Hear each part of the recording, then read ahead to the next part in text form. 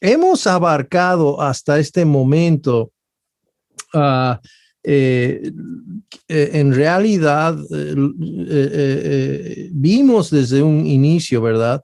Eh, Pablo, que conoce muy bien a Timoteo, son más de 10 años que llevan juntos, han viajado juntos, y en este viaje Pablo le deja a Timoteo en Éfeso, ¿verdad? Mientras él se va adelante a Macedonia. Hay una, obviamente, han llegado a ser muy cercanos en ese lapso de tiempo. Sin embargo, la carta que Pablo escribe a Timoteo hemos visto que es bastante formal, bastante serio, ¿verdad? No está hablando, no está contando chistes, no está, ¿te acuerdas aquella vez que, no, que hicimos esto, o que tú dijiste esto, o que tú hiciste lo otro, o te acuerdas cuando casi nos hundimos en el barco y bueno, así, y bueno, a ver cuándo nos vemos? Eso es lo que uno esperaría, ¿verdad? eh, entre un, pues entre dos personas que se conocen bastante bien, etcétera. Pero la carta que Pablo escribe a su discípulo Timoteo en esta ocasión es serio. Y hemos dicho de que, bueno, pues una cosa es cómo nos comportamos en nuestras propias casas, ¿no? Por ejemplo, ustedes no me ven, ¿no? Bueno, sí me ven los que están en Zoom, estoy con una camisa, bueno, es una camisa polo blanca, ¿verdad? Pero debajo yo llevo mis pijamas, porque pues esa parte no se ve, pero no importa porque yo estoy en mi casa, ¿verdad? Y en mi casa yo puedo, tengo esa cierta libertad, ¿verdad? En ese sentido, pero si yo estuviera en otro lado, en su casa de usted, por ejemplo, pues qué vergüenza, ¿verdad? Estar con pijama, ¿no? No es apropiado, tal vez.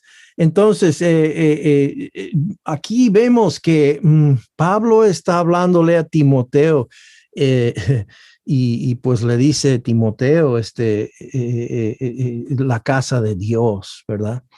Y cómo él va a hablar acerca del comportamiento dentro de la casa de Dios, y luego va a hablar acerca del ministro en la casa de Dios en los últimos capítulos. Así que vamos a entrar en el estudio esta noche y vamos a mirar ahora, pues, cuándo comenzó.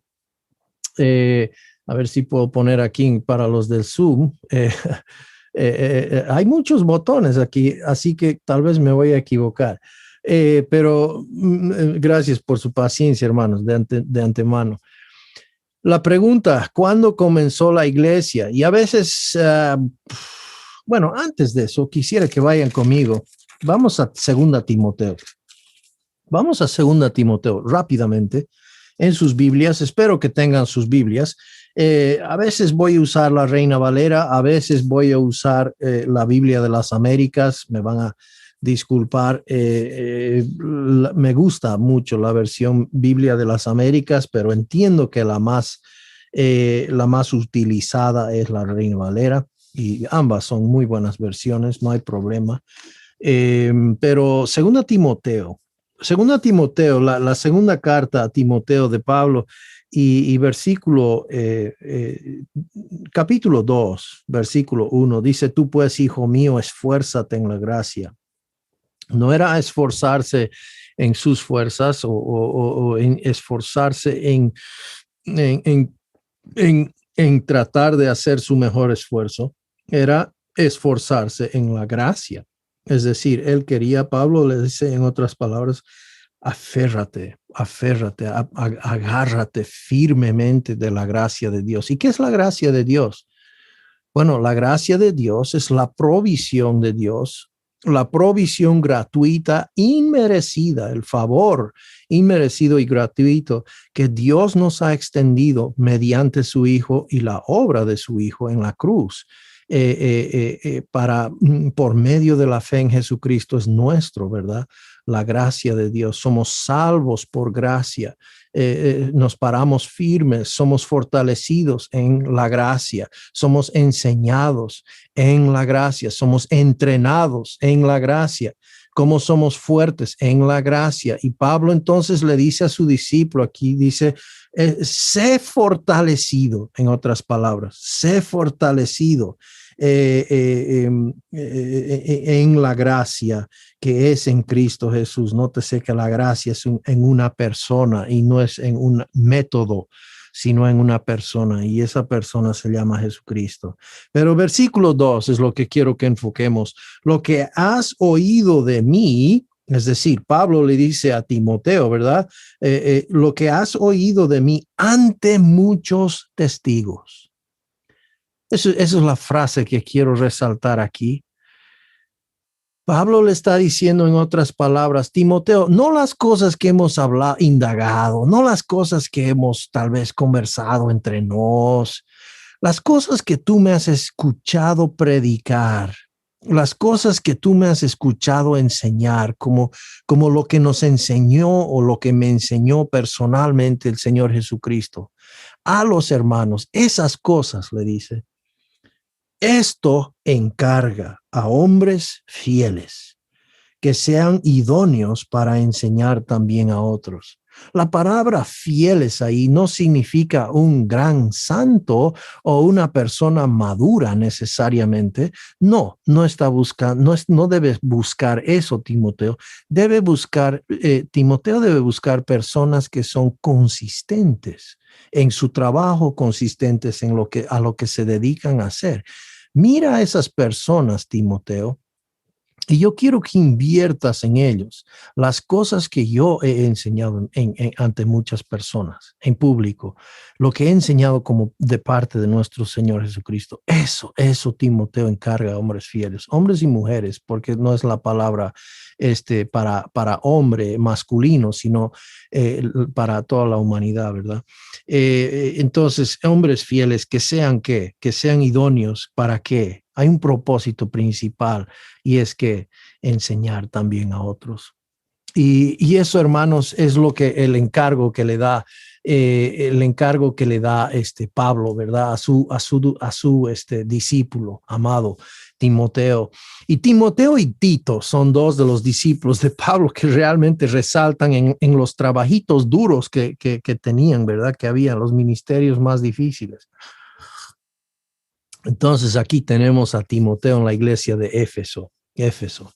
Y una ciudad, dijimos la anterior vez, una ciudad bastante idólatra. Tenemos a Artemisa de Éfeso, la Diana de Éfeso, que es pues toda la ciudad recibe beneficio de la venta de las estatuas que vendían y hacían, etcétera, etcétera. Entonces, económicamente, religiosamente, es una ciudad bastante religiosa. ¿Ya? Y entonces debemos entender qué clase de ciudad, qué clase de entorno está pues Timoteo. Y no solo eso, sino que Pablo ha sido el que ha estado haciendo discípulos durante varios años, ¿verdad? Allá. Y ahora pues le toca a este jovencito, joven como ustedes, jóvenes, ¿no?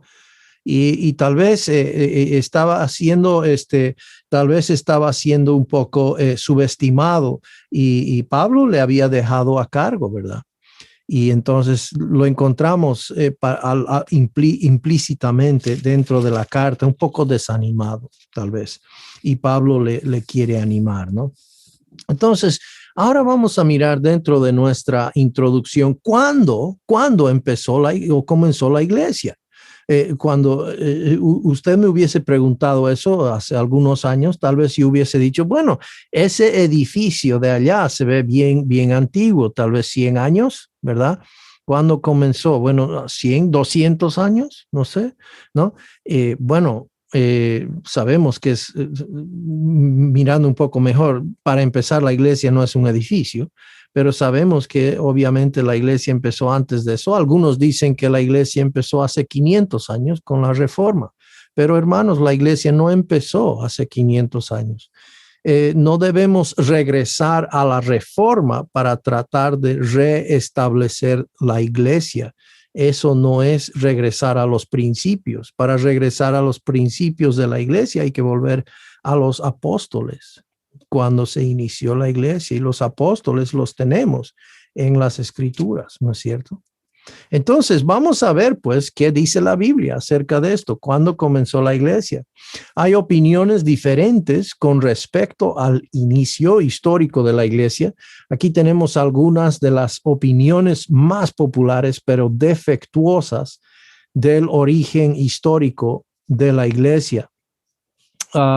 Y estas son opiniones que, basado en la Biblia, no basado en historia secular, sino teólogos han agarrado dentro de la Biblia y han dicho, ajá, la iglesia empezó aquí, ¿ya? Y vamos a mirar algunas de estas opiniones. Y bueno, pues todas menos uno en realidad están defectuosas, pero tenemos que entender que hay estas posturas.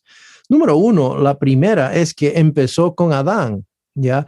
Y esto viene de que el argumento para la iglesia que comienza con Adán tiene que ver con la salvación.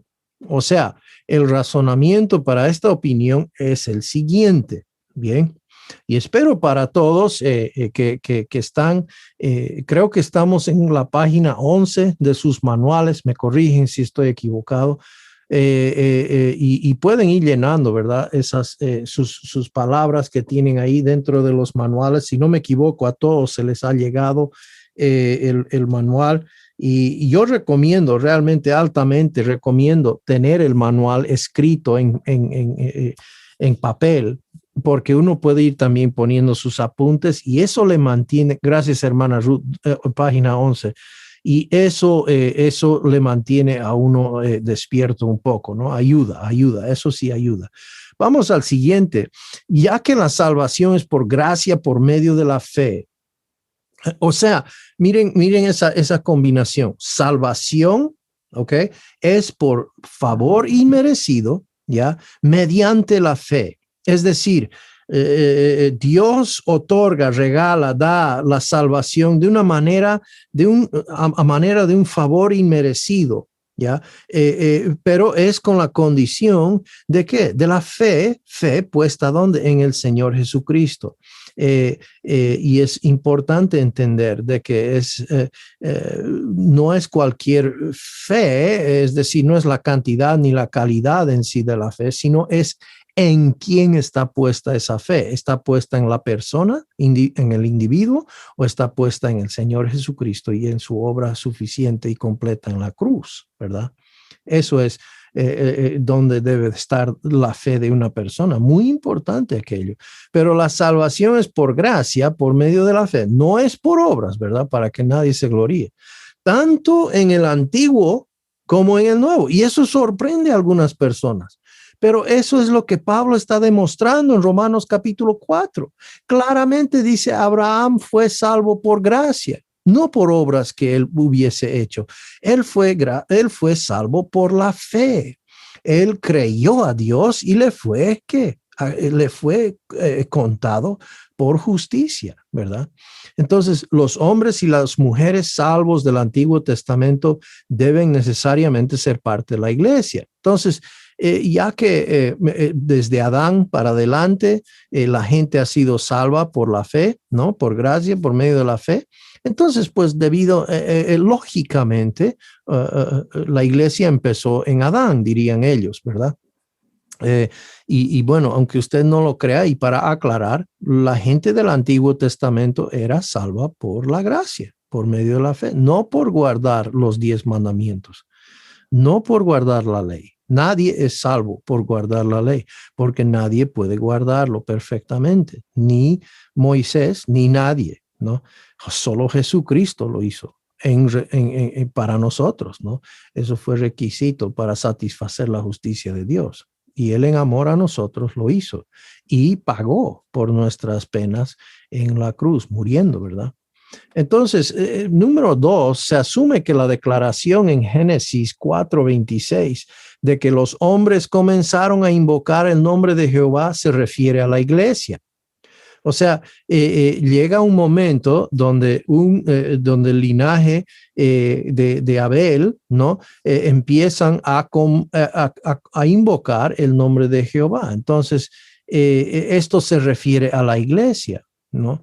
Pero según este punto de vista, la iglesia del Nuevo Testamento es simplemente la continuación de una iglesia ya existente del Antiguo Testamento. Ahora, hay problemas con esto, obviamente, que son grandes, ¿verdad? Pero vamos a ir mirando todos los puntos de vista primero y luego vamos a tratar de aclarar en dónde caemos bíblicamente, qué es lo que enseña en realidad la Biblia. Aunque pareciera lógico que la iglesia pudiese empezar en Adán, desde ese punto de vista tal vez, ¿verdad? Pero vamos a mirar. Algunos dicen que empezó la iglesia con Abraham. El argumento para la iglesia que comienza con Abraham se basa en las promesas hechas a Abraham y su simiente. Esta opinión se basa en lo siguiente, ya que la promesa del evangelio está contenida en la promesa a Abraham. Y eso Gálatas menciona acerca del evangelio.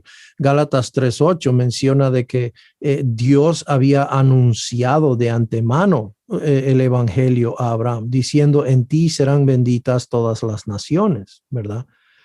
Dado que Dios llamó a Abraham con el objetivo de separar para sí mismo una compañía de personas llamadas, elegidas y fieles, la iglesia debe haber comenzado con Abraham, dicen, ¿verdad? La mayoría de los que sostienen este punto de vista dicen que la iglesia no alcanzó la madurez completa hasta que el Espíritu Santo fue derramado en Pentecostés, ¿ya?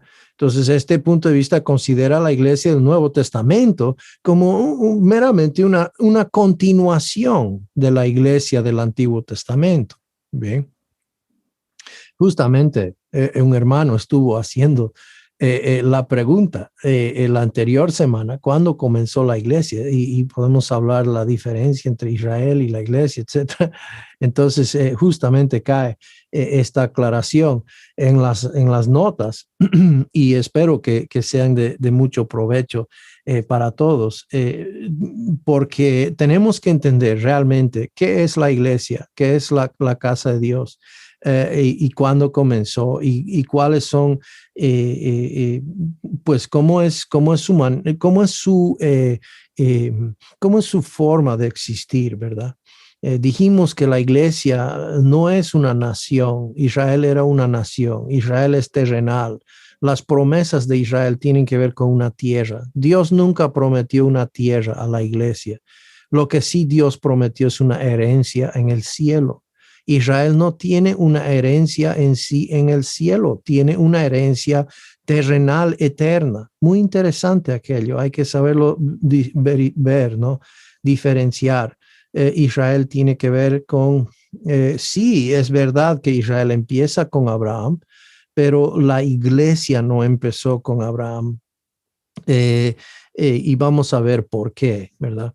Entonces, el programa, entendámoslo de esta manera, la nación de Israel es un programa que Dios tiene, ya un propósito, un plan, un diseño que Dios tiene para revelar su gloria, ¿ok? Ante las naciones, utilizando una nación debilucha, pequeña, descartada, una nación que nadie hubiese dado mucha importancia. Dios dijo: ajá, de ti, Abraham, tú que ni tienes hijo, ¿no? Por si acaso, que tú que ni hijo tienes y tienes más de la cuenta en años, ¿verdad? Tú y tu esposa, que es imposible que tengan hijos, de ti te voy a hacer una gran nación. Y por medio de esa gran nación voy a traer mi gloria a la tierra. por medio de esa nación voy a hacer comunicar la verdad de mi gracia, de mi amor a las otras naciones, a las otras gentes. Eso era el plan. Lastimosamente Israel falló bastante, ¿verdad? En cumplir ese gran rol que tenían. Pero el propósito y el plan de esta nación son promesas eternas que Dios tiene, que las va a cumplir. El nuevo pacto es a Israel y se los va a cumplir. Voy a hablar mucho más de esto más adelante. Entonces, pero no empezó, o algunos aciertan o dicen que la iglesia empezó en Abraham, ¿no? Luego otros dicen que la iglesia empezó con Jesús, ¿ya? Algunos enseñan que dado que Cristo habló de la iglesia durante su ministerio terrenal, la fundó en algún momento antes de su ascensión, ¿no? Eh, bueno, siempre, no sé de usted, pero no sé si usted se crió, a ver, ¿cuántos de ustedes se criaron en la escuela dominical? Y si uno no estaba prestando atención a la profesora, vamos a ver cuántos esta noche, si no estaba prestando atención a la profesora y de repente la profesora decía, John, ¿qué es no? ¿Qué es la respuesta? Y uno, Jesús. Y siempre, casi siempre uno lo acertaba, ¿verdad? Siempre la respuesta era Jesús. Siempre pues era Jesús el que nos ama, Jesús el que, la historia que sea, ¿verdad? ¿Quién, ¿no? ¿Quién es que le dio la fuerza, etcétera? Jesús, ¿no? Pues uno diría, pues, ¿cómo no va a ser la respuesta acertada Jesús, ¿no? Vamos a mirar, pero ¿por qué y cómo funciona esto? Ellos concuerdan de que gran parte en la creencia de cada uno de los siguientes acontecimientos estaban relacionados con el establecimiento de la iglesia, ¿ya? El llamado de los primeros discípulos, la confesión de Pedro, la última cena y las apariciones de Cristo después de la resurrección a Pedro y a los otros apóstoles y a los 500 y más creyentes, ¿verdad? Aquellos que sostienen este punto de vista argumentan que el tiempo futuro usado en la declaración de Jesús, edificaré mi iglesia, no debe tomarse literalmente. O sea, estuve justamente mirando para ver qué es lo que dicen estos, porque créame, hay muchos que enseñan, ¿no? Este pasaje como que pues esto es una frase universal, como decir, Jesús dijo esto afuera del tiempo, ¿ya? No lo dijo, es como que si lo dijera a nosotros hoy día, fuera del contexto en el cual él lo dijo, ¿no? Entonces Cristo, es como decir, Cristo está edificando su iglesia desde siempre, ¿no? Hoy Cristo te promete edificar en mi iglesia, más o menos, lo van a interpretar.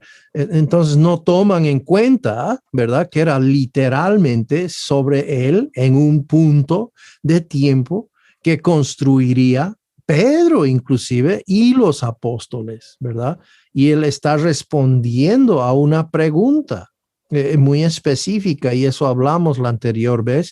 Si no lo han visto ese video, les invito a verlo, está en Red Bíblica y lo pueden ver ese versículo explicando claramente Mateo 16:18.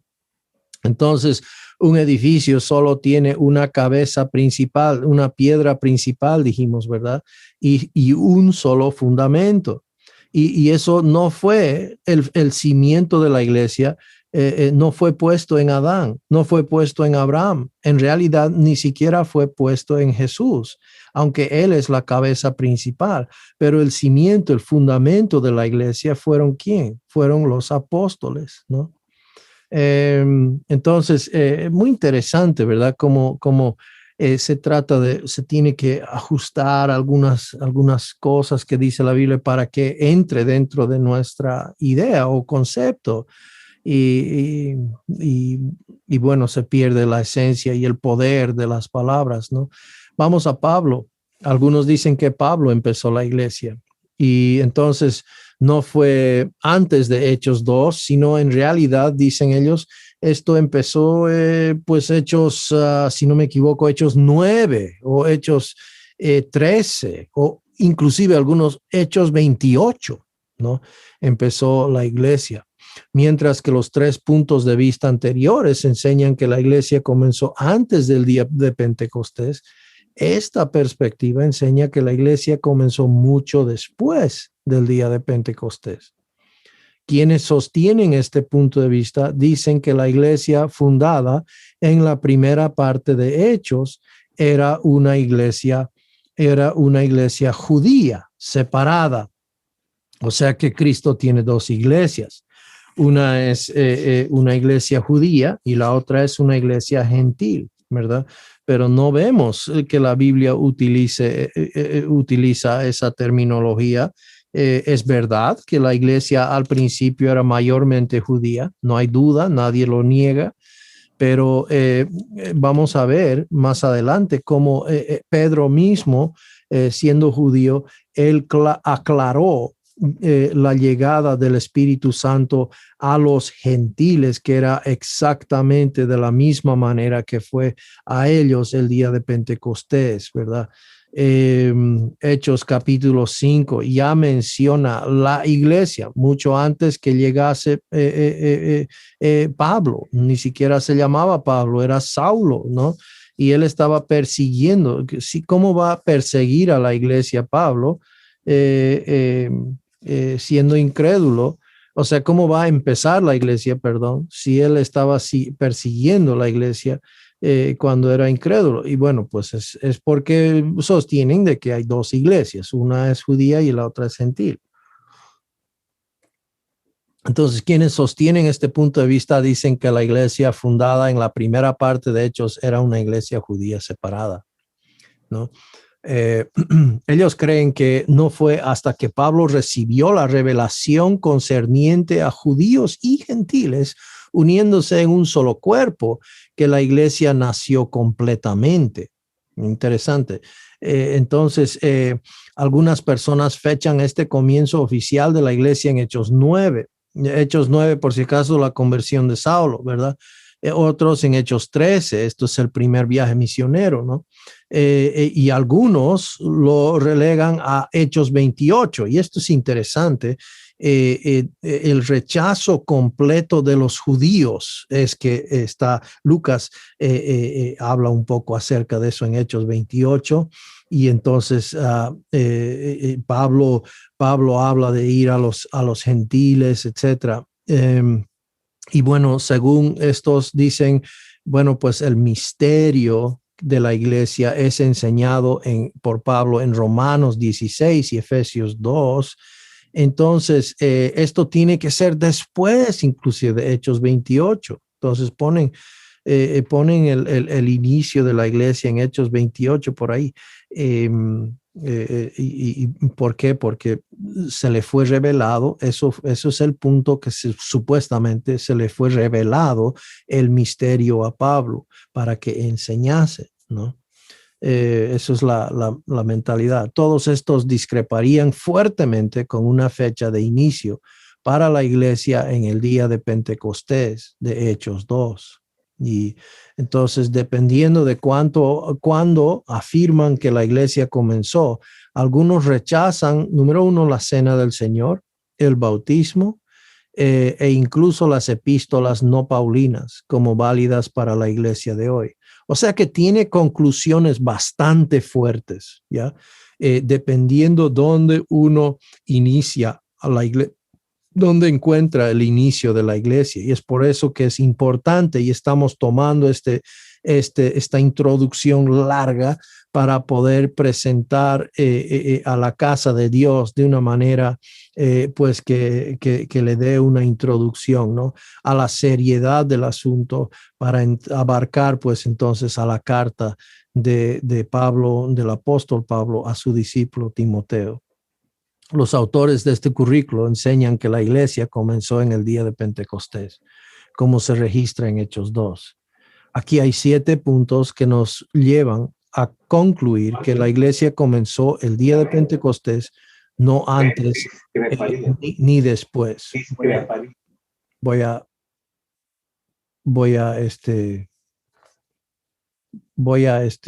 mutear. No sé si alguien me estaba diciendo algo ahí. Entonces, los autores de este currículo enseñan que la iglesia, ¿verdad? Claramente, la iglesia enseña, o sea, enseña que la Biblia, perdón, enseña que la iglesia empezó en el día de Pentecostés, pero vamos a dar esta noche 7 razones por la cual vemos claramente que inició en ese entonces. Y esto es importante. Quiero que por favor tomen nota. Usted no sabe cuándo se va a topar. Tal vez usted ya cree que la iglesia empezó en Hechos 2. ¿Por qué habría manera o razón por dudar o por tomar de otra manera, ¿verdad? Pero créame de que hay muchos que enseñan que la iglesia empezó en Adán, en Abraham, en Jesús, en Pablo, ¿no? Y hay que saber claramente entender su razonamiento, pero mostrarles bíblicamente la verdad. Número 1, ¿ya? Punto número 1, cuando Cristo dijo que Él edificaría su iglesia, aún era futuro para su ministerio terrenal. Esto hablamos bastante la anterior vez, cuando Jesús dijo en Mateo 16:18, edificaré, o sea, Cristo no estaba afuera del tiempo y no está hablando en poesías, no está hablando en metáforas en sí, aunque es espiritual el edificar aquí, pero el tema es que él está diciendo en un punto del tiempo a una audiencia específica, a sus discípulos que están ahí y le acaban de hacer la pregunta, ¿verdad? De cuándo va a establecer. Vamos ahí, Mateo, como hay varios nuevos esta noche, vamos a mirar eso rápidamente para ver el contexto. Mateo 16. Mateo 16 y él lo dice en 18, pero la pregunta viene de Pedro, es una conversación, están todos los discípulos ahí y respondiendo, versículo 16, respondiendo Simón Pedro dijo, tú eres el Cristo, el Hijo de Dios viviente. Entonces esto era una pregunta que Jesús les había dicho, vosotros, ¿quién decís que yo soy? ¿Verdad? En versículo 15, Pedro le está respondiendo a Jesús, tú eres el Cristo, es decir, el Mesías, el ungido anunciado, el profeta que sería levantado de entre nos y esa persona pues que vendría a traer liberación. Entonces Simón Pedro claramente dice, tú eres el Cristo, el Hijo del Dios viviente, ¿no?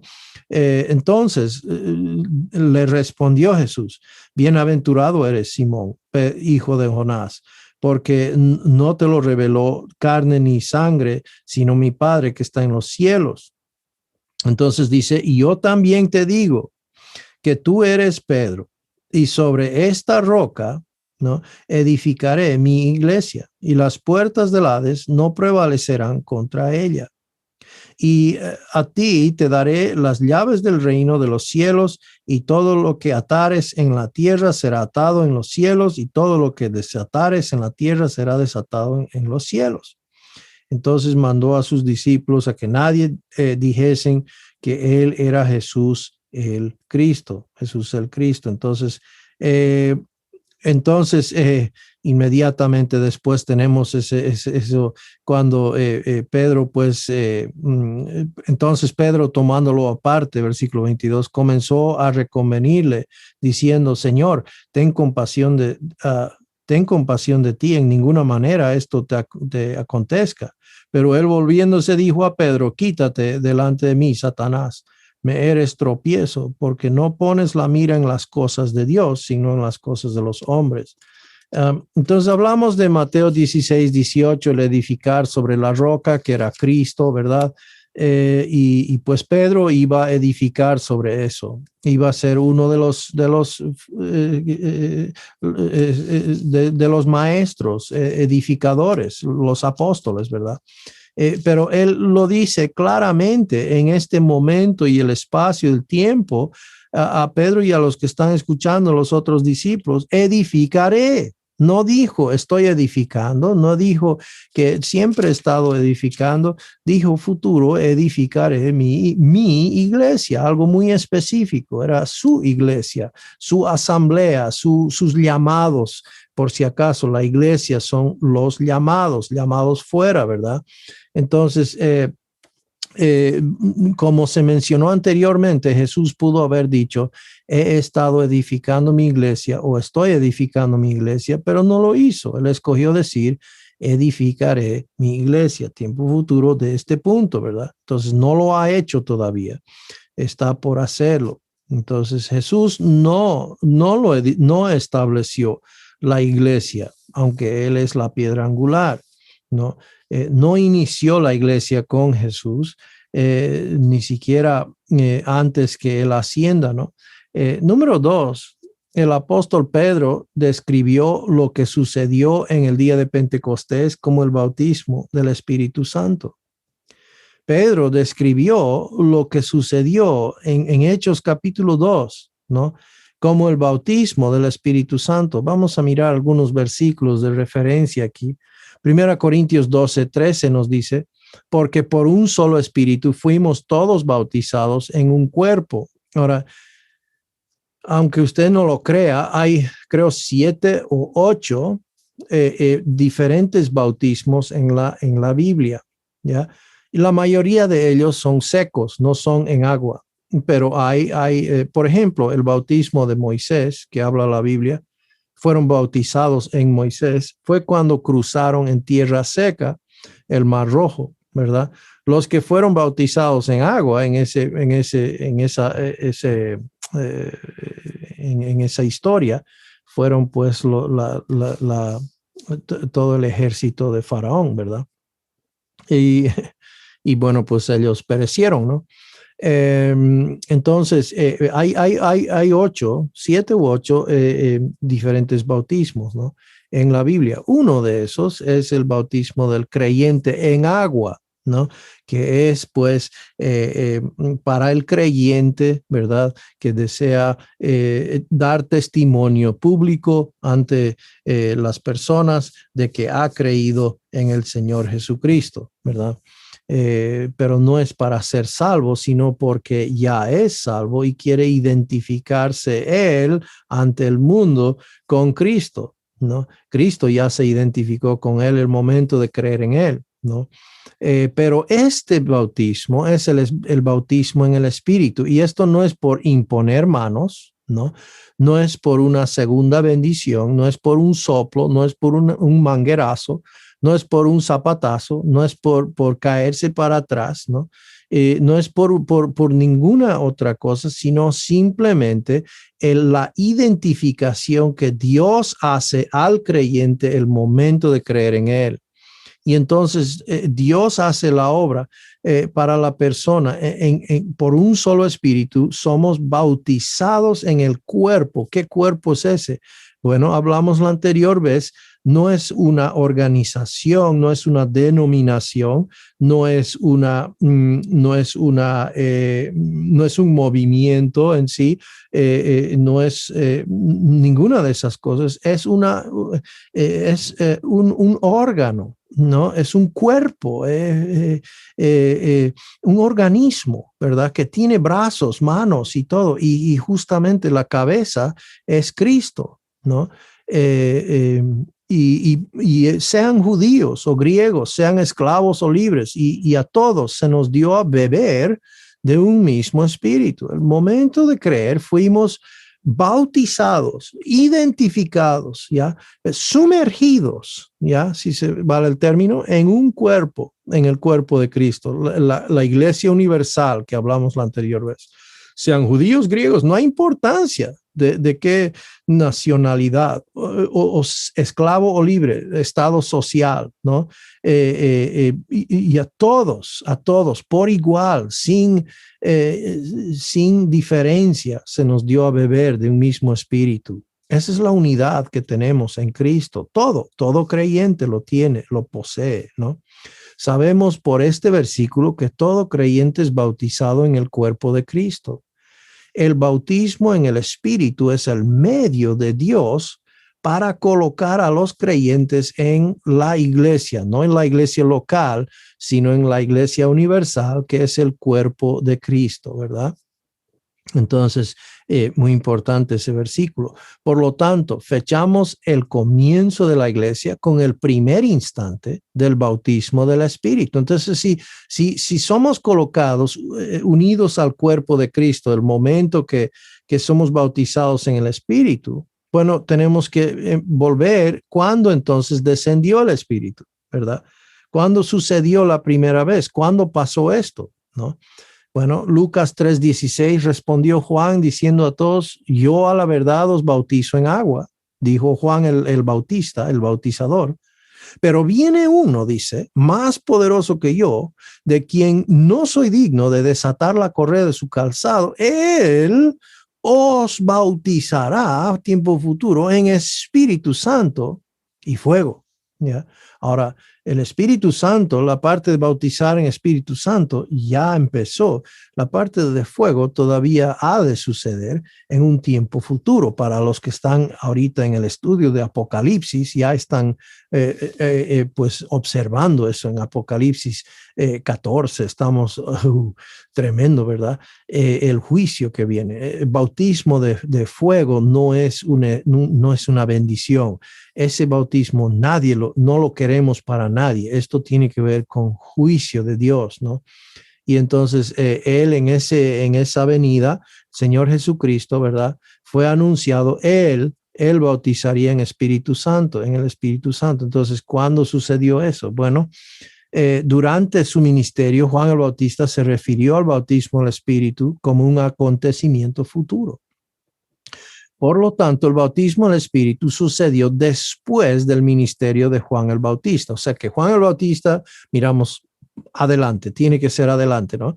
Según sus palabras. Ahora, en Hechos 1, 4-5, después que fue resucitado, Jesús dijo a sus discípulos que esperasen la promesa del Padre, que ellos serían bautizados con el Espíritu dentro de no muchos días. Tenían que esperar. Y siempre me gusta ver, por favor, si podemos ir a Hechos y me encanta mirar esto porque realmente me llama la atención. Si bien la única vez que vemos a los apóstoles que están en un lugar fijo en sí es en la cárcel, y esta ocasión, vamos a ver si lo puedo encontrar. Hechos capítulo 2, por favor, Hechos capítulo 2, y entonces Hechos capítulo 2 y versículo 1 y 2, vamos a mirar aquí, cuando llegó el día de Pentecostés, estaban todos unánimes juntos, así dijo Jesús que esperasen, ¿verdad? Y juntos, y de repente, dice, vino del cielo un estruendo como de un viento recio que soplaba, el cual llenó toda la casa donde estaban, ¿qué? Estaban todos sentados. ¿Qué estaban haciendo? Estaban esperando, sentados. Tal vez varias horas, tal vez varios días. Ellos esperaron, ¿verdad? La llegada del Espíritu Santo, ¿verdad? Y entonces, pues, esto es importante. No fue Jesús que inició, sino después de su ida, de su ascenso, que sucedió, por si acaso, en Hechos 9,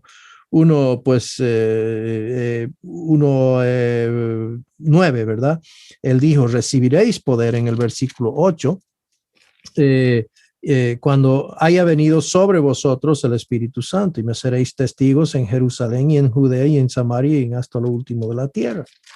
Entonces, esperen, dijo, ¿no? La promesa de Jesús reitera el hecho de que la iglesia no existió durante su vida en la tierra, y ciertamente no en el Antiguo Testamento, ¿no? En Hechos 2:33, Pedro afirmó que el bautismo del Espíritu Santo ocurrió en el día de Pentecostés, cuando testificó y dijo, así que exaltado por la diestra de Dios y habiendo recibido del Padre la promesa del Espíritu Santo, volviendo a las palabras de Jesús, ha derramado esto que vosotros veis y oís. Es muy importante que lo hayan visto y lo hayan oído. Son testigos de qué? De que el Espíritu Santo ha descendido, aquel que ha sido prometido. Lo vieron, hermanos, lo vieron, y eso es importante. No fue una cosa espiritual en sí, en el hecho de que, oh, lo siento al Espíritu, ¿verdad? No, él descendió visiblemente, ¿ya? En llamas como llamas de fuego, ¿verdad? Y ellos pudieron escuchar como viento sonó. Y esto es importante porque nos da un testimonio de cómo aconteció exactamente en el tiempo y el espacio la venida del Espíritu Santo para morar dentro del creyente. Del testimonio de Pedro en Hechos 11, concluimos que Jesucristo, por medio del Espíritu Santo, comenzó a bautizar espiritualmente a cada creyente en Cristo, comenzando, ¿cuándo? En el día de Pentecostés, en Hechos capítulo 2.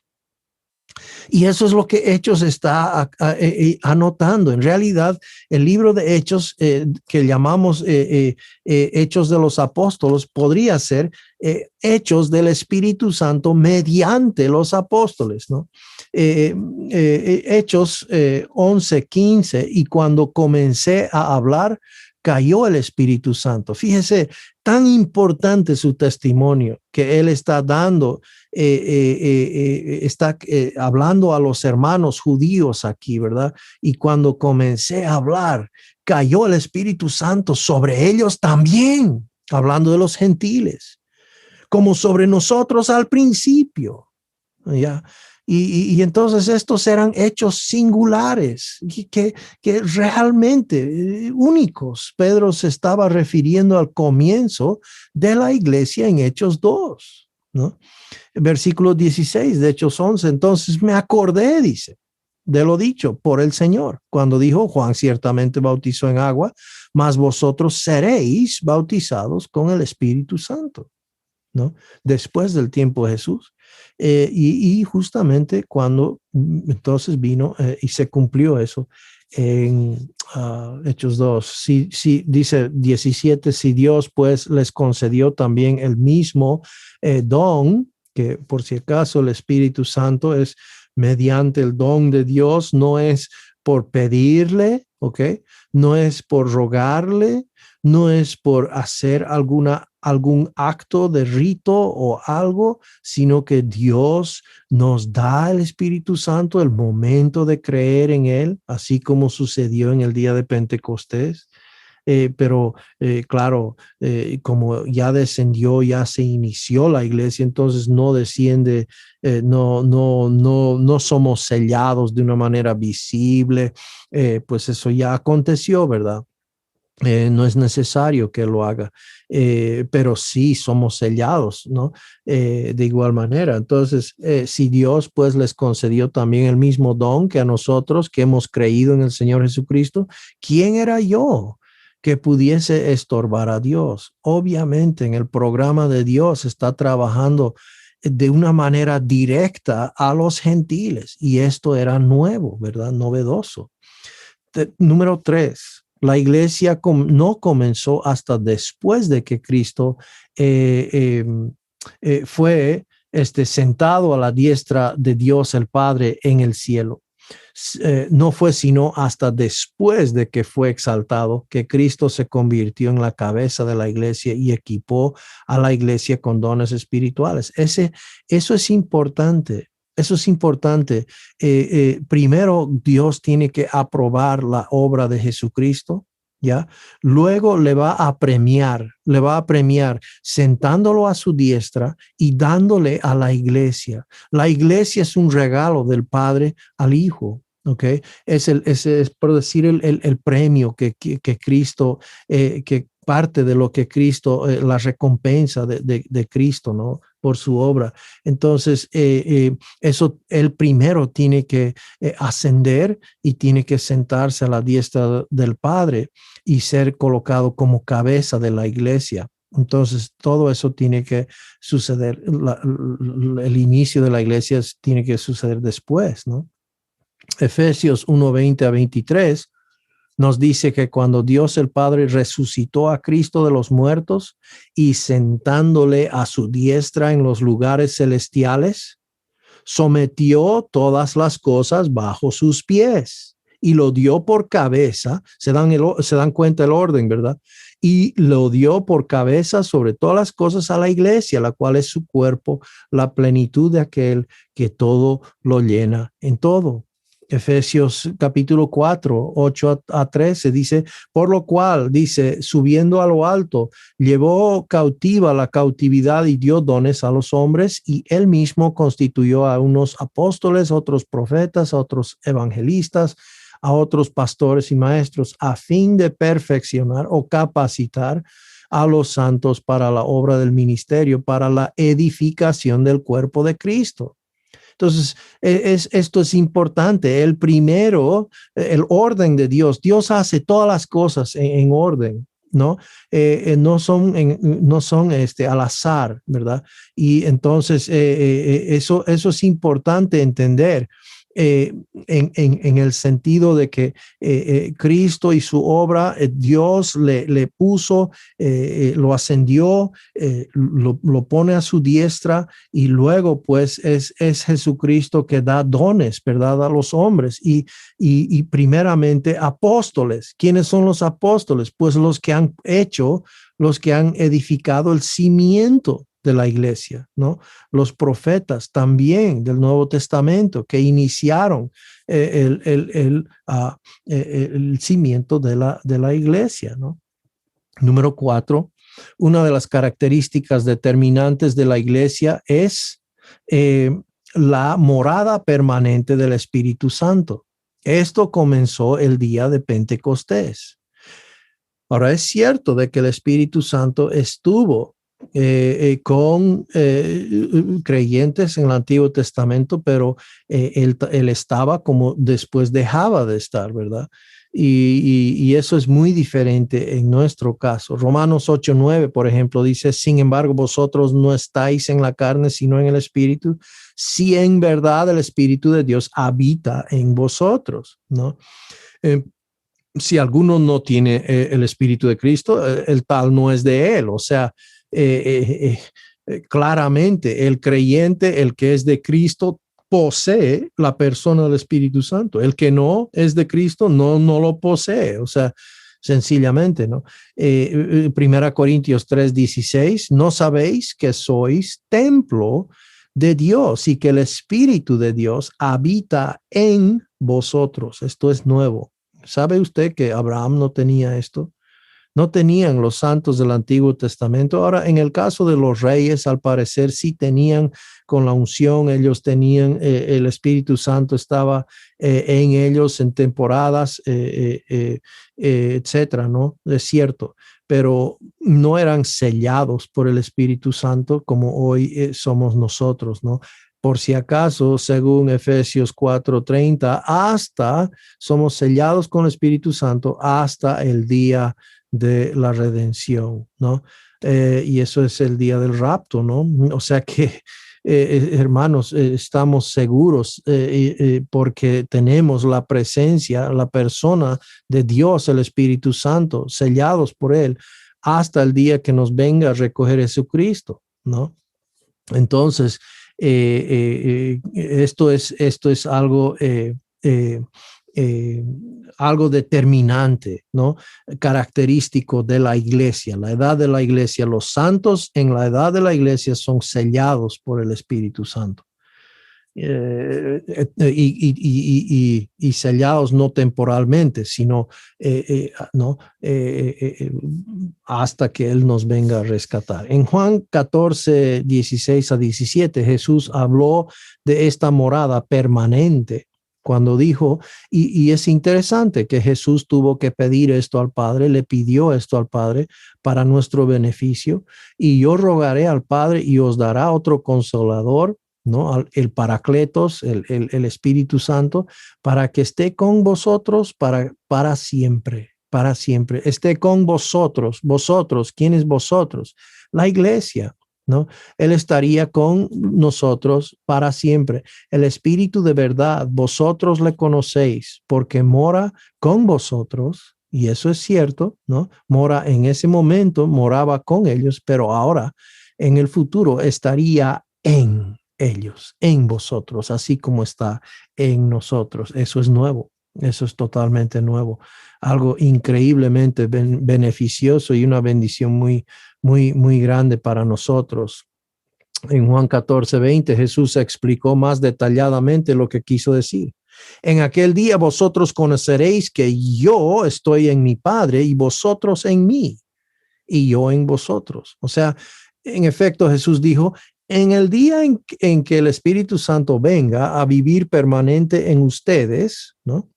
Estará en mí, es decir, en Cristo, estarán, perdón, en mí, es decir, posicionalmente en Cristo, y yo estaré en ustedes por medio de la persona del Espíritu Santo, ¿verdad? Que mora en nosotros. Tremenda, ¿verdad?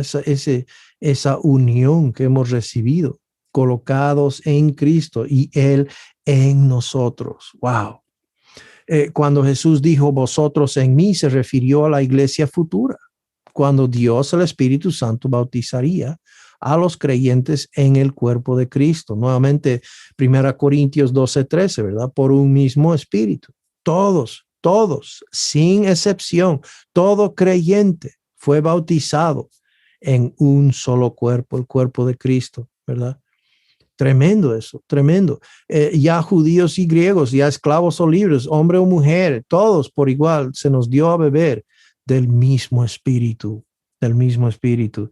Qué hermoso, qué hermoso, pero esto es algo característico de la edad de la iglesia, solamente, ¿no? Cuando Jesús dijo, yo en vosotros, se refirió a la morada permanente, no temporal, permanente del Espíritu Santo, lo cual es único de la edad de la iglesia. Jesús dijo, yo rogaré al Padre y Él os dará otro consolador para que esté con vosotros para siempre. Él dijo eso a los discípulos y luego le vimos, ¿verdad? Pidiéndoselo al Padre. Qué tremendo, ¿verdad?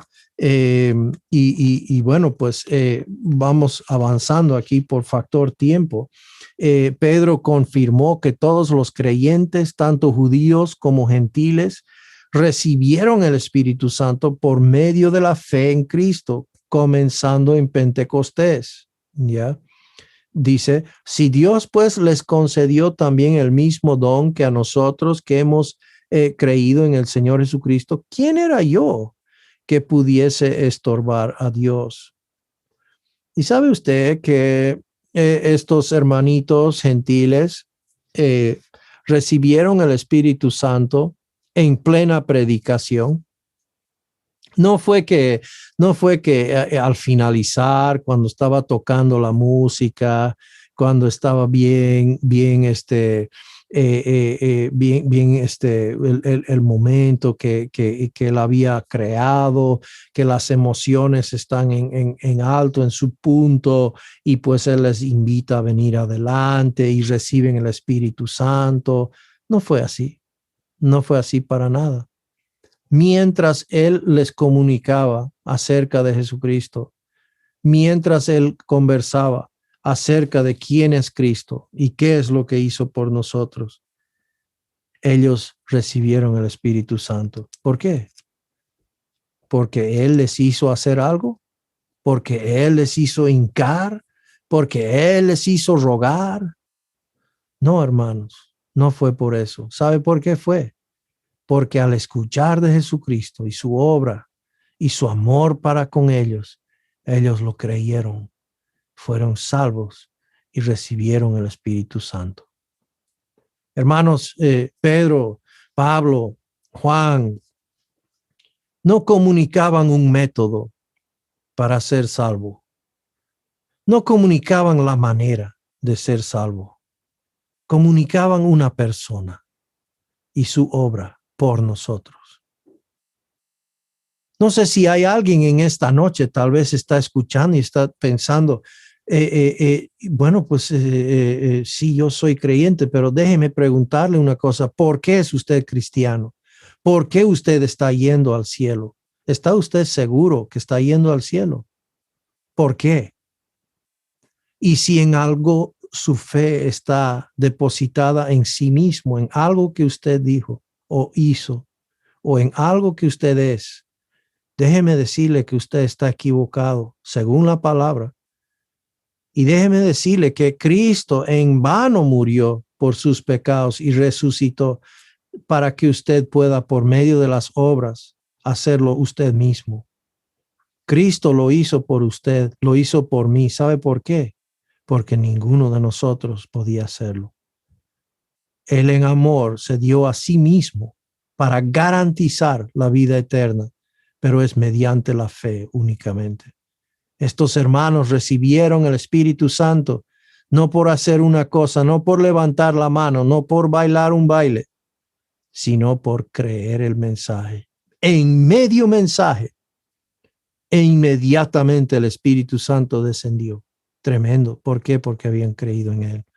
Y eso es muy importante, hermanos. Hoy por hoy el mensaje del Evangelio ya ha dejado de ser Cristo y es un método para tratar de convencer a la gente, para tratar de motivar a la gente, para tratar de hacerles hacer algo, para mostrar algo, para dar lágrimas, para prometer algo, para confirmar algo, para dar dinero, para qué sé yo.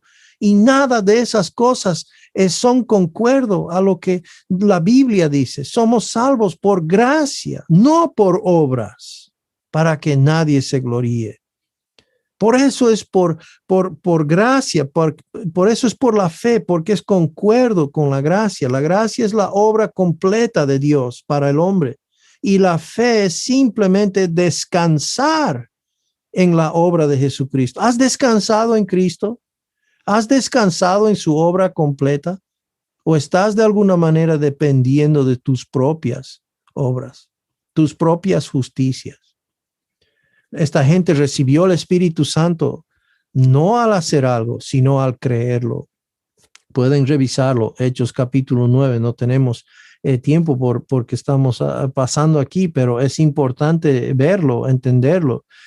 Número 5, ya punto número 5, la iglesia está construida, sobre la base de los profetas y apóstoles del Nuevo Testamento, cuyo ministerio comenzó el día de Pentecostés. ¿Cuándo qué? Cuando la cabeza, que es Jesucristo, las dio estos dones, ¿verdad? Y entonces ahí comenzó ese día, el día de Pentecostés, 50 días después, era un día especial, era un tiempo festivo. Todos los judíos estaban juntos, ¿verdad? Porque el Pentecostés era un día donde pues celebraban, ¿verdad? Los judíos. Y entonces justamente Pedro, pues su predicación ahí, y muchos hombres judíos creen, ¿verdad? Y entonces reciben el Espíritu Santo, desciende de una manera visible, ¿no? Efesios 2, 19 a 22 dice que la iglesia está edificada sobre el fundamento de los apóstoles y profetas, siendo la principal piedra del ángulo Jesucristo mismo, indicando que la iglesia comenzó con el Señor Jesucristo y los apóstoles y profetas del Nuevo Testamento, obviamente. Colosenses 1, 24 a 27, permítanme leerlo. Ahora me alegro de mis sufrimientos por vosotros y en mi carne, dice Pablo, completando lo que falta de las aflicciones de Cristo, hago mi parte por su cuerpo, que es la iglesia, de la cual fui hecho ministro conforme a la administración de Dios que me fue dada para beneficio vuestro, a fin de llevar a cabo la predicación de la palabra de Dios, es decir, el misterio que ha estado oculto desde los siglos y generaciones pasadas, pero que ahora ha sido manifestado en sus santos, a quienes Dios quiso dar a conocer cuáles son las riquezas de la gloria de este misterio entre los gentiles, que es Cristo en vosotros, la esperanza y gloria. Cristo en vosotros, la esperanza de gloria. era un misterio, algo antes no conocido. Y ahora se le dio a Pablo ese ministerio de hacerlo conocer, de hacerlo entender, de enseñarlo, ¿verdad? Esto que es la iglesia, ¿no? Que había empezado en Hechos 2. Hechos 1:2 dice, hasta el día en que fue recibido arriba, después de haber dado mandamiento por el Espíritu Santo a los apóstoles que había escogido, ¿no? Los apóstoles que había escogido para ese propósito. Entonces, Hechos 2:14 dice, entonces Pedro, poniéndose en pie con los 11, alzó la voz y les declaró, varones judíos y todos los que vivís en Jerusalén, sea esto de vuestro conocimiento y prestad atención a mis palabras. Y empieza pues a presentarles a Jesucristo. 2 puntos más, voy a rogar su atención, 2 puntos más, casi estamos por terminar, ¿de acuerdo? Número 6, otra indicación de que la iglesia comenzó en el día de Pentecostés es que Hechos 5:11, el mismo año de los acontecimientos de Hechos 2, la iglesia ya estaba en existencia, como se muestra en el registro de Lucas. Dice en 5:11, y vino gran temor sobre toda, ¿qué? Toda la eclesía, la iglesia, ¿no? Y sobre todos los que oyeron estas cosas. O sea que desde antes de Pablo ya había la iglesia, ¿no? Claramente. Justamente ya se llamaba la iglesia, ni siquiera un año ha pasado y ya se le llamaba la iglesia, ¿no? Entonces es importante eso. Número 7 y el último punto esta noche. Puesto que la iglesia comenzó en Hechos 2, en el día de Pentecostés, no pudo haber comenzado con el apóstol Pablo, como algunos afirman, ¿no? En Romanos 16:7, el apóstol Pablo declaró que Andrónico y Junías estaban en Cristo antes que él. O sea que solo a los miembros del cuerpo de Cristo, la iglesia, son referidos como estando en Cristo, ¿no? Importante esa connotación, ese título, esa frase, en Cristo, es utilizado para la iglesia únicamente. En 1 Corintios 9, el apóstol Pablo dijo, porque yo soy el más pequeño de los apóstoles, que no soy digno de ser llamado apóstol porque perseguí a la iglesia de Dios. O sea que como incrédulo, él persiguió a la iglesia de Dios, ¿no? Entonces, en resumen, ¿no? Hemos visto claramente, ¿no? Cuando la iglesia, eclesía, fue iniciado por Dios, el Espíritu Santo.